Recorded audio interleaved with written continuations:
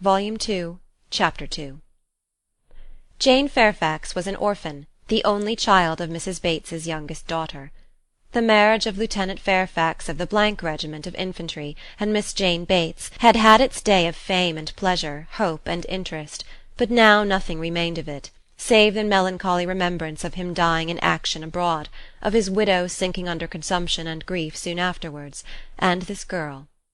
By birth she belonged to Highbury, and when at 3 years old, on losing her mother, she became the property, the charge, the consolation, the fondling of her grandmother and aunt, there had seemed every probability of her being permanently fixed there, of her being taught only what very limited means could command, and growing up with no advantages of connection or improvement, to be engrafted on what nature had given her in a pleasing person, good understanding, and warm-hearted, well-meaning relations. But the compassionate feelings of a friend of her father gave a change to her destiny. This was Colonel Campbell, who had very highly regarded Fairfax as an excellent officer and most deserving young man, and farther had been indebted to him for such attentions, during a severe camp fever, as he believed had saved his life. These were claims which he did not learn to overlook, though some years passed away from the death of poor Fairfax before his own return to England put anything in his power. When he did return, he sought out the child and took notice of her. He was a married man with only one living child, a girl about Jane's age, and Jane became their guest, paying them long visits and growing a favourite with all, and before she was 9 years old, his daughter's great fondness for her, and his own wish of being a real friend, united to produce an offer from Colonel Campbell of undertaking the whole charge of her education. It was accepted, and from that period Jane had belonged to Colonel Campbell's family, and had lived with them entirely, only visiting her grandmother from time to time. The plan was that she should be brought up for educating others, the very few £100 which she inherited from her father making independence impossible. To provide for her otherwise was out of Colonel Campbell's power, for though his income, by pay and appointments, was handsome, his fortune was moderate and must be all his daughter's. But by giving her an education, he hoped to be supplying the means of respectable subsistence hereafter. Such was Jane Fairfax's history. She had fallen into good hands, known nothing but kindness from the Campbells, and been given an excellent education. Living constantly with right-minded and well-informed people, her heart and understanding had received every advantage of discipline and culture, and Colonel Campbell's residence being in London, every lighter talent had been done full justice to, by the attendance of first-rate masters. Her disposition and abilities were equally worthy of all that friendship could do, and at 18 or 19 she was, as far as such an early age can be qualified for the care of children, fully competent to the office of instruction herself, but she was too much beloved to be parted with. Neither father nor mother could promote, and the daughter could not endure it. The evil day was put off. It was easy to decide that she was still too young, and Jane remained with them, sharing, as another daughter, in all the rational pleasures of an elegant society, and a judicious mixture of home and amusement, with only the drawback of the future, the sobering suggestions of her own good understanding, to remind her that all this might soon be over. The affection of the whole family, the warm attachment of Miss Campbell in particular, was the more honourable to each party from the circumstance of Jane's decided superiority, both in beauty and acquirements. That nature had given it in feature could not be unseen by the young woman, nor could her higher powers of mind be unfelt by the parents. They continued together with unabated regard, however, till the marriage of Miss Campbell, who by that chance, that luck which so often defies anticipation in matrimonial affairs, giving attraction to what is moderate rather than to what is superior, engaged the affections of Mr. Dixon, a young man, rich and agreeable, almost as soon as they were acquainted, and was eligibly and happily settled, while Jane Fairfax had yet her bread to earn. This event had very lately taken place, too lately for anything to be yet attempted by her less fortunate friend towards entering on her path of duty, though she had now reached the age which her own judgment had fixed on for beginning. She had long resolved that 21 should be the period. With the fortitude of a devoted novitiate, she had resolved at 21 to complete the sacrifice, and retire from all the pleasures of life, of rational intercourse, equal society, peace and hope, to penance and mortification for ever. The good sense of Colonel and Mrs. Campbell could not oppose such a resolution, though their feelings did. As long as they lived, no exertions would be necessary, their home might be hers forever, and for their own comfort they would have retained her wholly. But this would be selfishness. What must be at last had better be soon. Perhaps they began to feel it might have been kinder and wiser to have resisted the temptation of any delay, and spared her from a taste of such enjoyments of ease and leisure as must now be relinquished. Still, however, affection was glad to catch at any reasonable excuse for not hurrying on the wretched moment. She had never been quite well since the time of their daughter's marriage, and till she should have completely recovered her usual strength, they must forbid her engaging in duties, which, so far from being compatible with a weakened frame and varying spirits, seemed, under the most favourable circumstances, to require something more than human perfection of body and mind to be discharged with tolerable comfort. With regard to her not accompanying them to Ireland, her account to her aunt contained nothing but truth, though there might be some truths not told. It was her own choice to give the time of their absence to Highbury, to spend perhaps her last months of perfect liberty with those kind relations to whom she was so very dear; and the Campbells, whatever might be their motive or motives, whether single or double or treble, gave the arrangement their ready sanction, and said that they depended more on a few months spent in her native air for the recovery of her health than on anything else. Certain it was that she was to come, and that Highbury, instead of welcoming that perfect novelty which had been so long promised it, Mr. Frank Churchill, must put up for the present with Jane Fairfax, who could bring only the freshness of a 2 years' absence. Emma was sorry. To have to pay civilities to a person she did not like through 3 long months, to be always doing more than she wished and less than she ought. Why she did not like Jane Fairfax might be a difficult question to answer.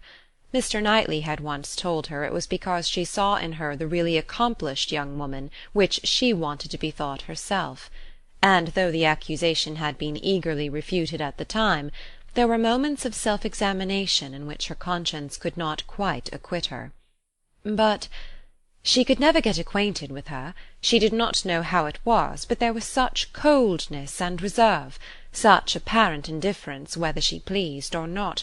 And then her aunt was such an eternal talker, and she was made such a fuss with by everybody. And it had always been imagined that they were to be so intimate, because their ages were the same, everybody had supposed they must be so fond of each other. These were her reasons. She had no better. It was a dislike so little just, every imputed fault was so magnified by fancy, that she never saw Jane Fairfax the first time after any considerable absence, without feeling that she had injured her; and now, when the due visit was paid, on her arrival, after a 2 years' interval, she was particularly struck with the very appearance and manners, which for those 2 whole years she had been depreciating.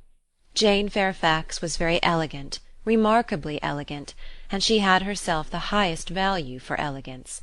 Her height was pretty, just such as almost everybody would think tall, and nobody could think very tall. Her figure particularly graceful, her size a most becoming medium, between fat and thin, though a slight appearance of ill health seemed to point out the likeliest evil of the two. Emma could not but feel all this, and then her face, her features, there was more beauty in them altogether than she had remembered. It was not regular, but it was a very pleasing beauty. Her eyes, a deep grey, with dark eyelashes and eyebrows, had never been denied their praise; but the skin, which she had been used to cavil at, as wanting colour, had a clearness and delicacy which really needed no fuller bloom. It was a style of beauty of which elegance was the reigning character, and as such she must, in honour by all her principles, admire it; elegance, which, whether of person or of mind, she saw so little in Highbury. There, not to be vulgar, was distinction and merit. In short, she sat, during the first visit, looking at Jane Fairfax with twofold complacency, the sense of pleasure and the sense of rendering justice, and was determining that she would dislike her no longer. When she took in her history, indeed her situation, as well as her beauty, when she considered what all this elegance was destined to, what she was going to sink from, how she was going to live, it seemed impossible to feel anything but compassion and respect. especially if to every well-known particular entitling her to interest were added the highly probable circumstance of an attachment to Mr. Dixon, which she had so naturally started to herself. In that case nothing could be more pitiable or more honourable than the sacrifices she had resolved on. Emma was very willing now to acquit her of having seduced Mr. Dixon's actions from his wife, or of anything mischievous which her imagination had suggested at first. If it were love, it might be simple, single, successless love on her side alone. She might have been unconsciously sucking in the sad poison, while a sharer of his conversation with her friend, and from the best, the purest of motives, might now be denying herself this visit to Ireland, and resolving to divide herself effectually from him and his connections, by soon beginning her career of laborious duty. Upon the whole, Emma left her with such softened, charitable feelings as made her look around in walking home, and lament that Highbury afforded no young man worthy of giving her independence, nobody she could wish to scheme about for her. These were charming feelings, but not lasting. Before she had committed herself by any public profession of eternal friendship for Jane Fairfax, or done more towards a recantation of past prejudices and errors, than saying to Mr. Knightley, "She certainly is handsome. She is better than handsome," Jane had spent an evening at Hartfield with her grandmother and aunt, and everything was relapsing much into its usual state. Former provocations reappeared. The aunt was as tiresome as ever, more tiresome, because anxiety for her health was now added to admiration of her powers, and they had to listen to the description of exactly how little bread and butter she ate for breakfast, and how small a slice of mutton for dinner, as well as to see exhibitions of new caps and new work-bags for her mother and herself, and Jane's offences rose again. They had music. Emma was obliged to play, and the thanks and praise which necessarily followed appeared to her an affectation of candour, an air of greatness, meaning only to show off in higher style her own very superior performance. She was besides, which was the worst of all, so cold, so cautious. There was no getting at her real opinion. Wrapped up in a cloak of politeness, she seemed determined to hazard nothing. She was disgustingly, was suspiciously reserved. If anything could be more where all was most, she was more reserved on the subject of Weymouth and the Dixons than anything. She seemed bent on giving no real insight into Mr. Dixon's character, or her own value for his company, or opinion of the suitableness of the match. It was all general approbation and smoothness, nothing delineated or distinguished. It did her no service, however. Her caution was thrown away. Emma saw its artifice, and returned to her first surmises. There probably was something more to conceal than her own preference. Mr. Dixon, perhaps, had been very near changing one friend for the other, or been fixed only to Miss Campbell, for the sake of the future £12,000. The like reserve prevailed on other topics. She and Mr. Frank Churchill had been at Weymouth at the same time. It was known that they were a little acquainted, but not a syllable of real information could Emma procure as to what he truly was. Was he handsome? She believed he was reckoned a very fine young man. Was he agreeable? He was generally thought so. Did he appear a sensible young man, a young man of information? At a watering-place, or in a common London acquaintance, it was difficult to decide on such points. Manners were all that could be safely judged of, under a much longer knowledge than they had had yet of Mr. Churchill. She believed everybody found his manners pleasing. Emma could not forgive her. End of chapter 2.